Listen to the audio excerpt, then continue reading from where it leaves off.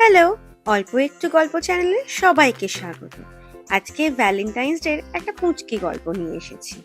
Valentine's ডের দিন সকালবেলাতেই আমার প্রিয় চুলকে বিসর্জন দিতে গেলাম।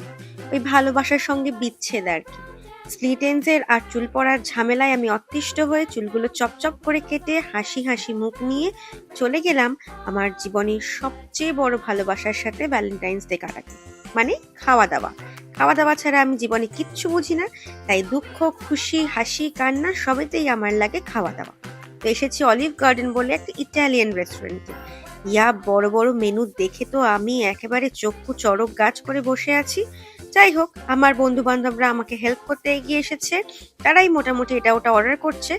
তার মাঝখানে আমিও একখান অর্ডার করেছি। প্রথমে ড্রিঙ্কস দিয়ে গেছে, তারপরে ফ্রি ব্রেডস, তার সঙ্গে স্যুপ অ্যান্ড স্যালাড। প্রথমে একটু ভালো মেয়ে হওয়ার জন্য আমি স্যালাডে ১-২ কামড় দিয়ে সেটাকে সরিয়ে রেখে একটুখানি স্যুপ খাচ্ছি। স্যুপের মধ্যে পাউরুটিটা ডুবিয়ে ডুবিয়ে খাচ্ছি, ঠিক যেমন ভাবে চায়ে আমি পাউরুটি ডুবিয়ে খেতে ভালোবাসি। তো স্যুপটা মোটামুটি ছিল। আর তারপরে এসে গেল এই আমার মেন কোর্সটা। এটার নাম ছিল চিকেন স্ক্যাম্পি।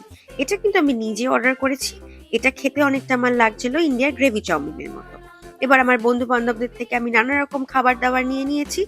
এটা চিকেন মারিনারা পসিবলি, নামগুলো আমি সব ভুলে গেছি। যাই হোক, ওদের খাবার দাবার একটুখানি খেয়ে বাইপাস করে আমি নিজের খাবারে একদম সঙ্গে সঙ্গে ঝাঁপিয়ে পড়েছি। আর কপ কপ করে খাচ্ছে এই পাস্তাটা। খেতে কিন্তু বেশ ভালো ছিল, হালকা হালকা লেবু আর গোলমরিচের স্বাদ ছিল। তারপরে অ্যালফ্রেডো পাস্তা, আমার আরেকটা বন্ধু বললো টেস্ট করে দেখো অ্যালফ্রেডো পাস্তা। এই পাস্তাটাও মোটামুটি খারাপ ছিল না।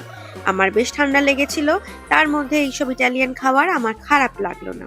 তারপরে ঠান্ডা লাগা সত্ত্বেও একটা ঠান্ডা ঠান্ডা মকটেল খেয়ে আমি একটু বাইরে হাঁটাহাঁটি করতে বেরোলাম।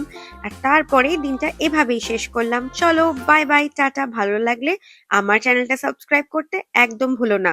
অল্প একটু গল্প মনে থাকে যেন।